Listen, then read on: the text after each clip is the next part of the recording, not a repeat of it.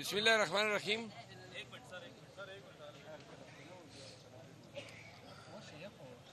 آج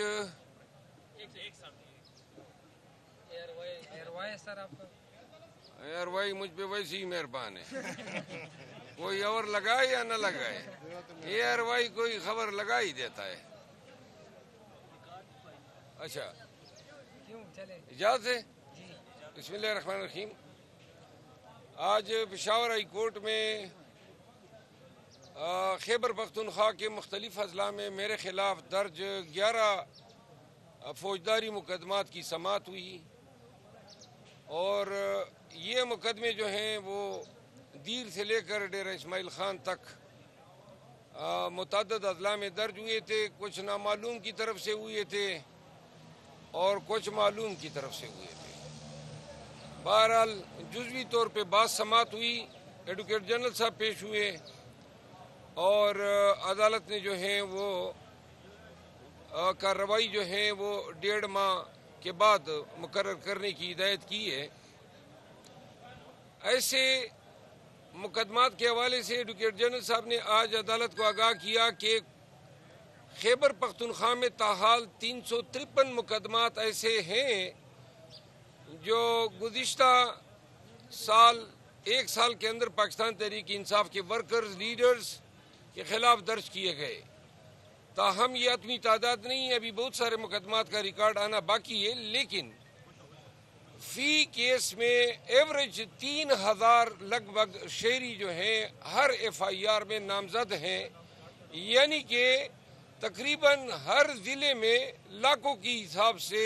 ایک پرچے میں لوگ نامزد ہوئے۔ خیبر پختونخوا کی پولیس نے گزشتہ 2 سالوں میں خیبر پختونخوا کے عوام کے ساتھ انتہائی جابرانہ اور غیر انسانی رویہ روا رکھا، جس کے ذمہ دار موجودہ طور پہ جو براجمان انسپیکٹر جنرل آف پولیس وہ اور ان کی ٹیم کے وہ DPOs ہیں جو بدقسمتی سے آج بھی اچھی پرائز پوسٹنگ پہ ان کے تبادلے ہو رہے ہیں۔ پاکستان تحریک انصاف کے ورکرز کو ان DPOs کے پرائز پوسٹنگ پہ شدید ریزرویشنز ہیں، کیونکہ قانون اور اخلاقیات اور حق و انصاف کا تقاضا تھا کہ جن لوگوں نے پاکستان تحریک انصاف کے ورکر سے بتے نکالے ہیں، پولیس کی وردی پہن کے ان کے گھروں میں ڈاکے ڈالے ہیں، یا پولیس کی وردی پہن کے پاکستان تحریک انصاف کے ورکر کو اغوا کیا ہے، ٹارچر کیا ہے،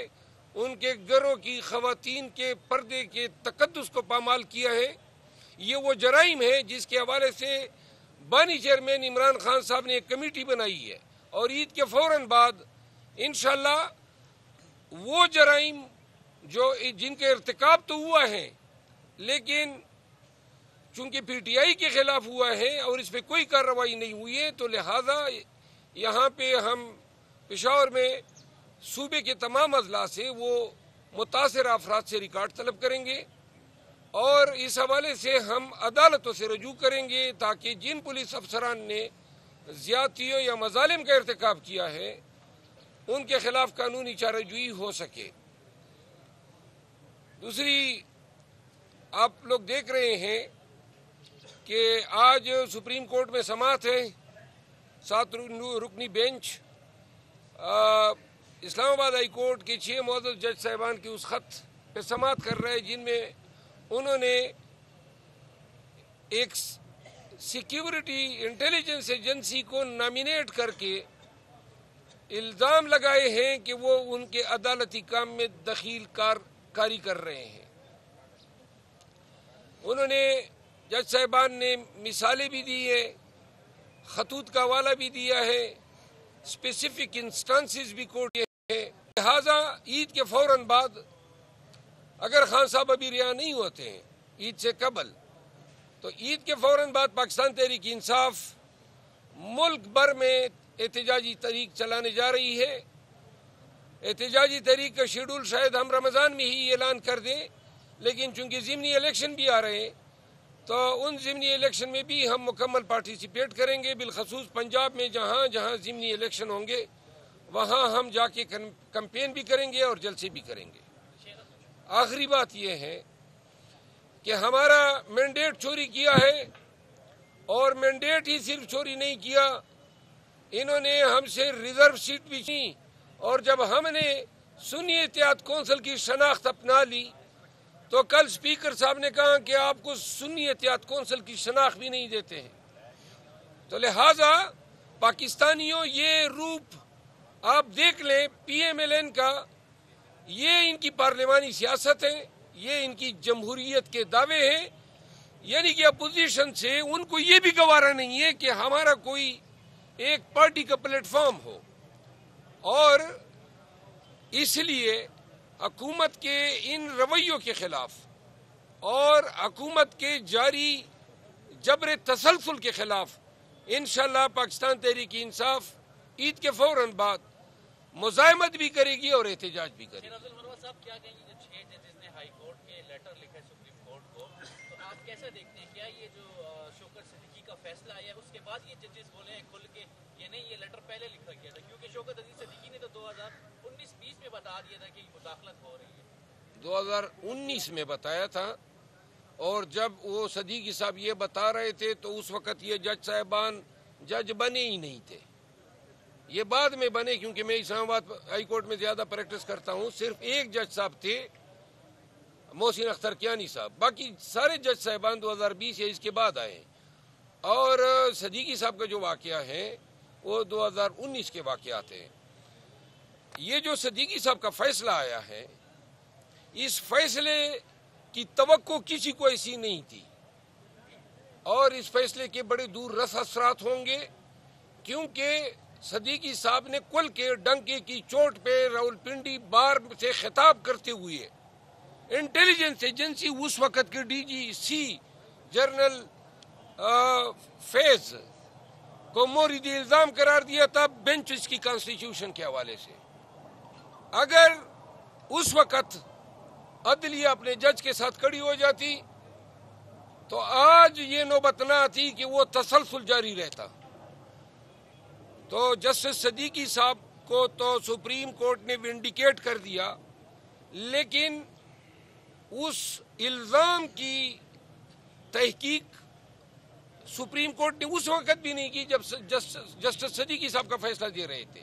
نہ یہ قرار دیا کہ الزام صحیح تھا، نہ یہ قرار دیا کہ الزام غلط تھا، اس طرح جان چھڑا لی کہ جی اس کی پنشن کے واجبات ادا کیے جائے۔ یہ انتہائی اہم الزامات تھے صدیقی صاحب کے، اور چونکہ اب ان الزامات پہ جو فیصلہ آیا ہے اس کو دیکھ کے یہ جج صاحبان نے ایک چیز میں آپ کو اور بتا دوں، ان 6 جج صاحبان کا یہ پہلا خط نہیں ہے، انہوں نے اس حوالے سے پہلے بھی خطوط لکھے ہیں۔ یہ پہلے بندیال صاحب کے پاس گئے، موجودہ چیف جسٹس صاحب قاضی فائز عیسیٰ صاحب کے پاس گئے، اور اسلام آباد ہائی کورٹ کے چیف جسٹس عامر فاروق صاحب کے پاس کئی دفعہ گئے، اور انہوں نے تمام تحریری دستاویزوں کا حوالہ اپنے لیٹر میں دیا ہے۔ اچھا یہ بتائیں سر کہ ضمنی انتخابات سنی اتحاد سے لڑ رہے یا پی ٹی آئی اپنی پلیٹ فارم سے؟ سنی اتحاد کونسل سے۔ شیر افضل صاحب یہ بتائیں کہ آپ یہیں پر آپ بیٹھے تھے جب الیکشن نہیں ہوا تو آپ نے کہا تھا کہ ہم پولیس کو جو ہے نا سزا دیں گے کیونکہ بہت زیادہ ہو گیا اب تو آپ کی حکومت ہے کا حال خود سامنے نہیں نظر آتا۔ تاحال حکومت تو ہماری ہے، آئی جی بھی ان کا ہے، چیف سیکرٹری بھی ان کا ہے، تو آپ دیکھیں نا یہ مرکز صوبے کو چلنے نہیں دے رہا ہے۔ یہ آئی جی جس کو جیل کی سلاخوں کے پیچھے ہونا چاہیے، جس نے پورے صوبے سے حیا اور غیرت چھینی ہے، جس نے پورے صوبے میں ڈاکو راج کو فروغ دیا ہے، اور جس نے پورے صوبے میں خیبر پختونخوا کے بنیادی جو ہمارے روایات تھے ان کو تار تار کیا ہے، جنہوں نے یک کے بعد ہزاروں جرائم کا ارتکاب کیا ہے، ابھی تک آئی جی بیٹھا ہوا ہے۔ تو لہٰذا مرکز کی صوبے کے ساتھ تعاون کا پیمانہ یہ ہے، پورا قوم دیکھ لیں۔ سر آپ نے کہا پرائز پوسٹنگ کی جا رہی ہے پولیس میں، پرائز پوسٹنگ کون کر رہا ہے؟ یہی آئی نہیں جناب، آپ کو قانون کا علم ہونا چاہیے۔ خیبر پختونخوا میں عمران خان کی طفیل پولیس کو آزادی دی گئی تھی، 2016 میں پولیس ایکٹ آیا، اور خان نے پولیس کو آزادی اسی لیے دی تاکہ سیاسی